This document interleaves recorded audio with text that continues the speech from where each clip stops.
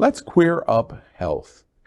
The Trevor Project Contractor lays off suicide counselors from the 988 suicide hotline. Crisis counselors who answer calls dealing with suicidal LGBTQ+ young people on behalf of the Trevor Project for the recently established 988 Suicide and Crisis Lifeline are upset about layoffs at the agency. They say they're outraged not about the layoffs, but about how employees were informed of the reduction in the workforce.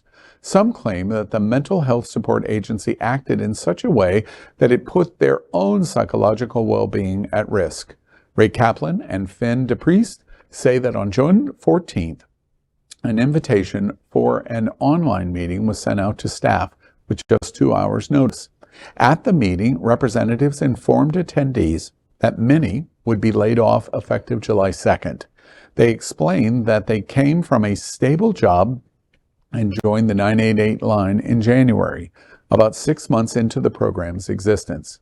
Founder and interim CEO of the Trevor Project, Peggy Rajski, said in a statement, quote, "Given the high volume of counselors needed for the pilot phase of 988 and the fluctuation of government funding, we contract Insight Global, a third-party resource, to provide counseling, contracting, and counselors to help support 988. Bottom line, given the funds that the Trevor Project receives from the federal government are being reduced, we are not able to continue engaging vendors to provide the number of contractors we originally needed," end quote. Well, the optics of this news are not good. First and foremost, the Trevor Project is one of the gold standard nonprofits in our community aimed at LGBT youth, and especially the crisis needs that LGBT youth, the special needs that they require. As we've reported at Queer News Tonight so many times, LGBT young people and students are bullied far dramatically more than their straight counterparts. They think about suicide far greater than their straight counterparts, and they actually commit suicide far greater than their straight counterparts, which is the reason why the 988 program is so vital and one of the principal issues that 988 was created. The other thing that's disappointing to me is I haven't heard one word about this. I haven't heard a word that there was a problem in funding or issues in terms of the cutbacks.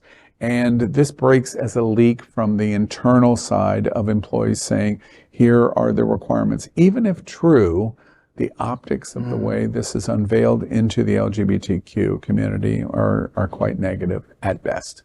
And does anyone else see the irony in a mental health support agency putting its staff's psychological well-being at risk? I mean, it's sort of like, it's like a full circle moment there. Well, frankly, homosexuals can be a little overdramatic at times. I don't necessarily know if I buy that part, but what I do see is the problem as the Infrastructure and Investment and Job Act that just passed just a few months ago has billions of dollars for it, and they have set millions aside for mental health counseling. But the problem is those sponsors who are getting those funds don't know they're getting the funds to disperse them for important projects like this. I mean, I think we're going to see more cuts to social programs across the country, whether they're funding from states, which are cutting DEI investments and things of this nature. And, we need to, again, focus on our nonprofits that are raising money to try to give those services back to the community because, again, federal government, state governments are cutting budgets and, we're potentially going into a recession. And that means corporate sponsorship of things could also be pulling back. So I think this is, we may see more of these stories come along.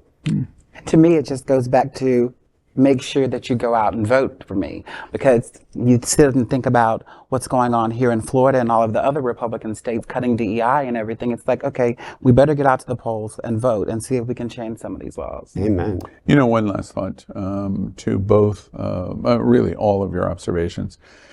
While I fundamentally agree that the vote piece of our conversation is true, it's sad to me that we even have to see that part of the observation into this conversation. After all, The Trevor Project is a non-political organization. There is no one, the worst of our critics of community could not suggest that the Trevor Project is a political organization as a nonprofit.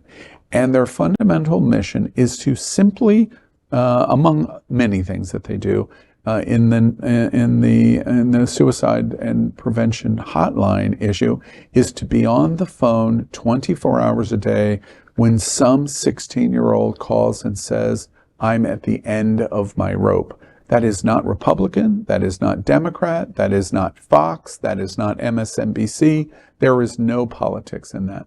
And it's sad to me that we talk about the recognition that there's business retrenchment, there's government retrenchment, there's political retrenchment, and we need to vote. All of those things are factually true.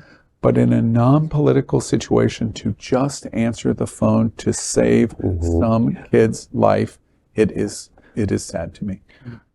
We are Queer News Tonight, the world's first and only live daily LGBTQ+ evening news show, brought to you from Happening Out Television Network.